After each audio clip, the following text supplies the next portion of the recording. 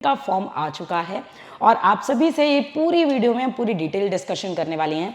कितनी वैकेंसी है, कितना फिजिकल अपेयरेंस होना चाहिए, यानी फिजिकल स्टैंडर्ड्स क्या होने चाहिए, क्या आप फॉर्म भर भी सकते हैं कि नहीं भर सकते, बहुत सारे डाउट होते हैं। सो जय हिंद एवरीवन, जिसका आप सभी को इंतजार था, नेशनल डिफेंस एकेडमी यानी एनडीए का फॉर्म आ चुका है और आप सभी से ये पूरी वीडियो में हम पूरी डिटेल डिस्कशन करने वाले हैं। कितनी वैकेंसी है, कितना फिजिकल अपेयरेंस होना चाहिए, यानी फिजिकल स्टैंडर्ड्स क्या होने चाहिए, क्या आप फॉर्म भर भी सकते हैं कि नहीं भर सकते। बहुत सारे डाउट होते हैं कि मैम मैं क्लास 11th में हूँ, क्या मैं फॉर्म भर दूँ, क्लास 12th वाले भर सकते हैं कि नहीं भर सकते हैं, फॉर्म भरने की प्रॉपर प्रक्रिया क्या है, क्या क्या होनी चाहिए, एजुकेशन क्वालिफिकेशन, क्या क्लास 12th के कुछ परसेंटेज ज़रूरी होते हैं, साइंस स्ट्रीम के हैं, आर्ट्स कॉमर्स स्ट्रीम के हैं, कौन भर सकता है कौन नहीं भर सकता, हर एक पॉइंट पे हम डिटेल डिस्कशन करने वाले हैं। तो ये वीडियो को अंत में देखिएगा, कट शॉट बहुत छोटा रखेंगे ताकि आपको समय भी बर्बाद ना हो और थोड़े से समय में आपको सारी इन्फॉर्मेशन भी मिल जाए। तो सबसे पहले मैं आपको बता दूं कि एनडीए नोटिफिकेशन आ गया, जैसा कि यूपीएससी ने कहा था कि 10 दिसंबर को नोटिफिकेशन जारी हो जाएगा और 10 तारीख से ही फॉर्म भरने भी स्टार्ट हो जाएंगे। वैसे ही फॉर्म भरना स्टार्ट हो चुका है, ये आप देख सकते हैं, मैंने पूरा नोटिफिकेशन ओपन कर रखा है। सबसे पहला काम तो आपको ये करना है कि आपको यूआरएन करना है, यानी यूनिवर्सल रजिस्ट्रेशन नंबर आपका लेना है। जाकर के, जैसे पहले ओटीआर होता था, अब उसकी जगह यूआरएन हो चुका है, तो आप जाकर के उसकी पूरी डिटेल्स फिल कर दीजिए। इसमें गलती मत करिएगा। होता क्या है, आपकी जो डिटेल होती है वो यूपीएससी के पोर्टल में once in a lifetime save होती है। तो अब यहाँ पे सबसे बड़ा सवाल, जो क्लास 11th वाले बच्चे परेशान हैं, मैम भर देते हैं, बैठ कर देखते हैं क्या होगा, कुछ नहीं होगा। नहीं बेटा, आपकी जो डिटेल्स है वो यूपीएससी के पोर्टल में गई। आप एग्जाम तभी दे सकते हो जब आपने भरा हो कि आप क्लास 12th में, तो आप इन्फॉर्मेशन गलत दे करके एग्जाम में बैठ रहे हैं। उसके बाद अगली बार जब आप अपेयरिंग होंगे तो यूपीएससी को तो पता है कि आप पिछली बार क्लास 12th में थे। अब आप जब फॉर्म भर रहे हैं तो उसके बाद आपने गलत इन्फॉर्मेशन दी, उसकी वजह से आपका पूरा जो पोर्टल में आपकी जो इन्फॉर्मेशन है वो मिसमैच करने लगेगी। तो आप ये गलती बिल्कुल मत करिए, कोई हड़बड़ी नहीं है, कोई भी जल्दीबाजी नहीं है। क्लास 11th वाले कतई फॉर्म ना भरे, केवल और केवल क्लास 12th वाले और क्लास 12th पास वाले। एज लिमिट पे भी हम आएंगे। तो यूआरएन भरने के बाद हम थोड़ा सा आगे चलते हैं। अब कैसे फॉर्म अप्लाई करना है, अभी डिटेल में हम इस पर बात करेंगे कि यूआरएन करना है और उसके बाद लाइव फोटो कैप्चर होगी आपकी, जिसमें आप स्पेक्स वगैरह लगा के मत बैठिएगा, कैप वगैरह लगा के मत बैठिएगा। व्हाइट बैकग्राउंड पे आपको फोटो खिंचानी है, स्लेट पकड़ के प्रॉपरली आपको डेट ऑफ फोटोग्राफ के साथ फोटो खिंचानी है। डेट ऑफ फोटोग्राफ होना चाहिए, डेट ऑफ बर्थ नहीं होना चाहिए, इस बात का जरूर ध्यान दीजिएगा। तो ये सारी इंफॉर्मेशन है।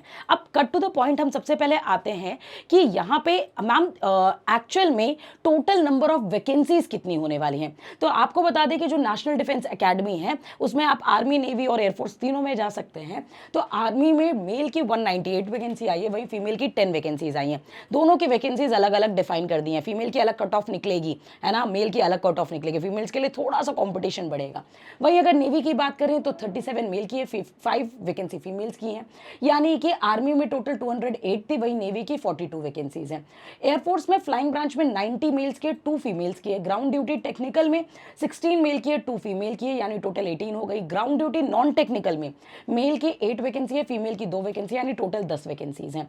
और वहीं अगर नेवल एकेडमी के बारे में हम बात करें तो 21 फीमेल की मेल की वैकेंसी और 3 मेल की वैकेंसी है, यानी ओवरऑल मेल की वैकेंसी देखें तो 370 है, फीमेल की 24 है। दैट मींस ओवरऑल वैकेंसी 394 आई हैं। पिछली बार 405 प्लस वैकेंसीज थी, इस बार थोड़ी सी कम वैकेंसीज आई हैं, 394 वैकेंसीज आई हुई हैं। आपको बता दें कि वैकेंसीज इतनी ही रहेंगी, इसमें कोई चेंजेस नहीं होने वाला है, इस बात का आपको ध्यान रखना है। अब एग्जाम देने के लिए आपको सेंटर्स पता होने चाहिए, आप अपने आसपास के सेंटर्स देख सकते हैं। ये सारे सेंटर्स हैं जो कि आपके पास अवेलेबल होंगे, तो आप जहां से भी बिलोंग करते हैं अपने आसपास का सेंटर सिलेक्ट करिएगा, इस बात का ध्यान रखिएगा। अब एलिजिबिलिटी पे आते हैं, मेन कंटेंट पे। वैकेंसी पता चल गई, आर्मी, नेवी, एयरफोर्स में सीधा कमीशन ऑफिसर बनने जा रहे हैं, क्लास 11th वाले नहीं भर सकते। लेकिन अब कट टू द पॉइंट, इस पॉइंट पे आते हैं कि क्या क्या एलिजिबिलिटी होनी चाहिए। सबसे पहली बात तो आपकी नेशनैलिटी जो होनी चाहिए वो इंडियन होनी चाहिए। आप अनमैरिड मेल और फीमेल होने चाहिए, इस बात का ध्यान रखिएगा। सब्जेक्ट ऑफ नेपाल है तो भी आप फॉर्म को भर सकते हैं, या फिर आप इंडियन ओरिजिन से माइग्रेटेड है from Pakistan, Burma, Sri Lanka, east African countries जैसे केन्या, युगांडा वगैरह से, तो फिर भी आप इस फॉर्म को भर सकते हैं।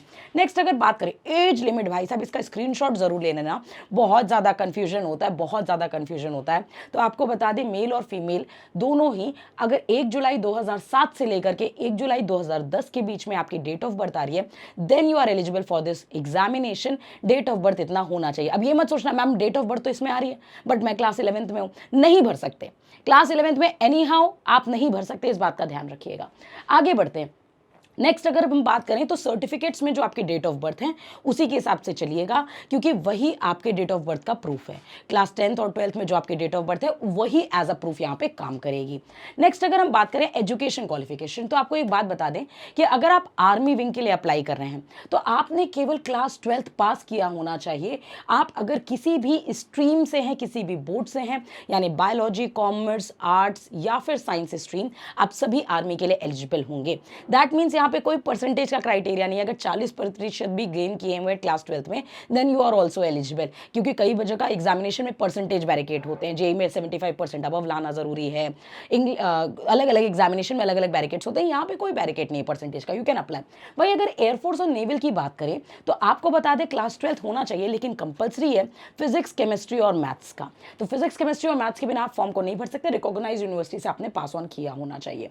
तो ये सारी इंफॉर्मेशन आई गेस आप सभी को मिल चुकी है। 10 दिसंबर तक आपके पास सारी ये इंफॉर्मेशन होनी ही होनी चाहिए। फिजिकल स्टैंडर्ड के बारे में थोड़ा सा बात कर लेते हैं। तो फिजिकल स्टैंडर्ड्स के बारे में अभी हम डिटेल में आएंगे कि क्या क्या डेट, आपकी हाइट, वेट क्या होना चाहिए, वो सारी चीज़। फीस के बारे में बता दें तो SC ST और अगर फीमेल कैंडिडेट है तो उसका कोई भी फीस नहीं लगने वाला है। लेकिन अगर आप जनरल OBC में मेल हैं तो आपका फीस जो होगा वो 100 रुपीज़ फॉर्म के यहाँ पे फीस रखिए, मिनिमल फॉर्म की फीस रखिए, तो इतना में कोई दिक्कत नहीं होनी चाहिए, मुझे लगता है आप सभी को, राइट। फिर थोड़ा सा आगे और बढ़ते हैं तो यहाँ पे ID प्रूफ के तौर पे आपके पास क्या क्या होना चाहिए फॉर्म भरते समय।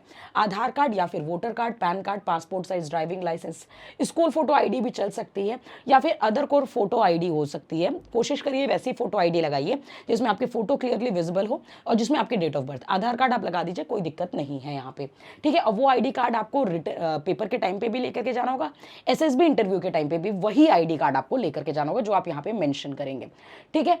आगे थोड़ी सी और बात करते हैं तो आपको थोड़ी सी और डिटेल में बात बता दें। एक और इंपॉर्टेंट क्वेश्चन आता है कि मैम फॉर्म भरते समय किन किन इन्फॉर्मेशन की मस्ट इन्फॉर्मेशन है जो कि होनी ही होनी चाहिए। सबसे पहली बात, name and course number and year of examination, URN होना चाहिए, एप्लीकेशन ID होना चाहिए, रोल नंबर होना चाहिए, नेम ऑफ कैंडिडेट ये आपका सेव होगा इस पोर्टल पे। पोर्टल में आपका एड्रेस होगा एप्लीकेशन का, वैलिड ID, ईमेल ID और फोन नंबर आपका सेव होगा। तो इस बात का भी आप थोड़ा सा ध्यान रखें कि आपकी सारी इंफॉर्मेशन सही जा रही है।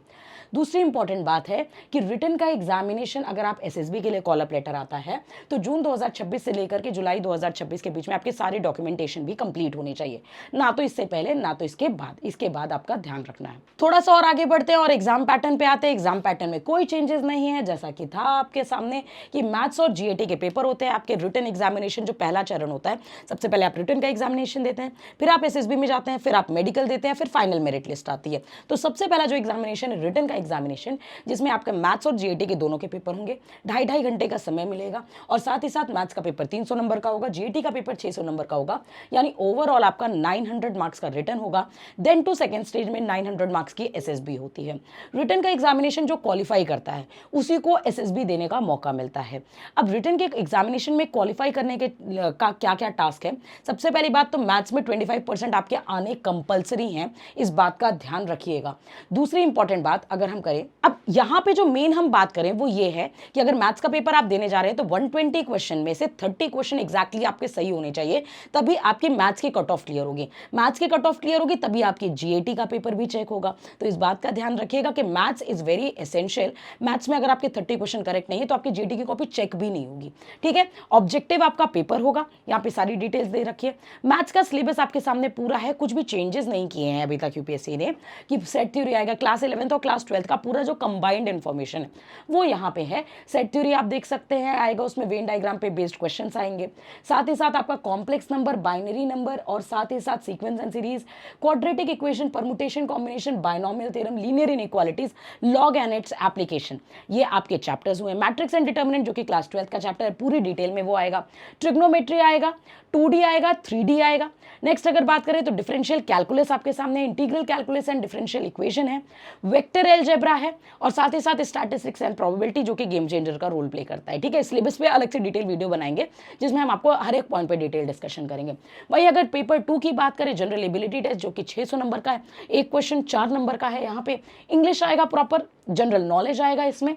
जनरल नॉलेज में आपको बता दें कि आपका पूरा जनरल साइंस का सेक्शन यानी फिजिक्स, केमिस्ट्री, बायोलॉजी भी आएगा और जीएस भी आएगा यानी history, polity, geography, economics, current affairs, ये सेक्शन भी आपसे यहाँ पे पूछा जाएगा। तो ये पूरा डिटेल्ड इन्फॉर्मेशन है रिगार्डिंग योर सिलेबस, जिसको आपको डिटेल में देख लेना है। नेगेटिव मार्किंग होती है भैया इस पेपर में, तो नेगेटिव मार्किंग पे जरूर से ध्यान रखिएगा। 1/3 की आपकी नेगेटिव मार्किंग यहाँ पे देखी जाएगी। थोड़ा सा और आगे बढ़ते हैं और अब आपके देखते हैं कि आपके फिजिकल स्टैंडर्ड्स क्या होनी चाहिए, यानी हाइट को लेकर के बड़ा कंफ्यूजन होता है, तो यहाँ पे वो भी हम डिस्कस कर लेते हैं। तो सबसे इंपॉर्टेंट बात यह है कि मेल की 157 सेंटीमीटर हाइट होनी चाहिए, वहीं अगर फीमेल्स की बात करें तो 152 सेंटीमीटर होनी चाहिए। यहाँ पे थोड़ा सा हाइट का रिलैक्सेशन भी आपको मिलता है क्योंकि आपकी जो ग्रोइंग एज होती है, इसलिए 2 सेंटीमीटर का आपको रिलैक्सेशन मिलता है। तो जितने भी बच्चे 18 साल से कम हैं, अगर उनकी 2 सेंटीमीटर हाइट कम भी है, वो भी इस फॉर्म को भर सकते हैं, इस बात का ध्यान रखिएगा। और minimum height requirement for flying branch वो 163 सेंटीमीटर है। तो अपनी प्रायोरिटीज को सिलेक्ट करने से पहले, कि आप सबसे पहले इसमें ऑप्शंस भी सिलेक्ट करने पड़ते हैं, आप अपनी प्रायोरिटीज को सिलेक्ट करते हैं कि आप सबसे पहले एयरफोर्स में जाना चाहते हैं, फिर आर्मी में, फिर नेवी में, इस तरह से आप अपनी प्रायोरिटीज को सेट करते हैं। तो अगर आपकी हाइट है ही नहीं तो आप अपनी फर्स्ट प्रायोरिटी पे इसको मत रखिएगा, वरना आप अपनी एक प्रायोरिटी लूज कर रहे हो। तो फॉर्म भरने का भी एक तरीका है जिसको आपको ध्यान देना पड़ेगा। आई स्टैंडर्ड्स को देख सकते हैं आप। आई स्टैंडर्ड्स के बारे में अगर हम बात करें स्पेसिफिकली एनडीए के लिए, तो आप देख सकते हैं कि करेक्टेबल आपका होना चाहिए, अनकरेक्टेबल 6/36 6/36 होना चाहिए। बाय कॉन्वल जो आपका विजन है वो 6/6 और 6/6 होना चाहिए। मायोपिया -2.5 डायोप्टर तक अलाउड है, वहीं हाइपरमेट्रोपिया +2.5 डायोप्टर तक अलाउड है। लेजिक सर्जरी आपकी अगर हुई है तो आप इसमें अलाउड नहीं है, आप परमिटेड नहीं है किसी भी तरह से। कलर परसेप्शन 2nd ग्रेड तक आपका अलाउड होता है। तो ये पूरी इंफॉर्मेशन है आपकी एनडीए की नोटिफिकेशंस को लेकर के, यानी आपकी एज क्लियर हो गई, एजुकेशन क्वालिफिकेशन क्लियर हो गई, फिजिकल अपीयरेंस क्लियर हो गए हैं।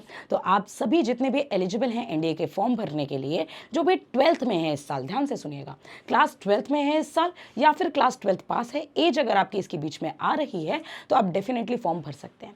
लेकिन अगला पड़ाव शुरू होता है कि रिटर्न की जंग कैसे लड़ी जाए, यानी बेहतरीन तैयारी कैसे की जाए। एकमात्र चारा यानी आगाज बैच, जिसने मल्टीपल सिलेक्शंस अभी तक दे चुके हैं, आप आगाज बैच में एनरोल कर सकते हैं, चाहे ऑफलाइन या ऑनलाइन। बट मेरे सजेशन आपको यही होगी कि आप ऑफलाइन आइए, अभी से लेकर के 3 मंथ का बैच आपको मिलेगा, जहाँ 3 मंथ के बैच में आप कर सकते हैं अपनी बेहतरीन तैयारी। इस आगाज बैच के साथ जुड़िए और अपने मेंटर्स के साथ कोलैबोरेशन करिए, जो आपको इस बार आपकी दिलाएंगे 100% वर्दी।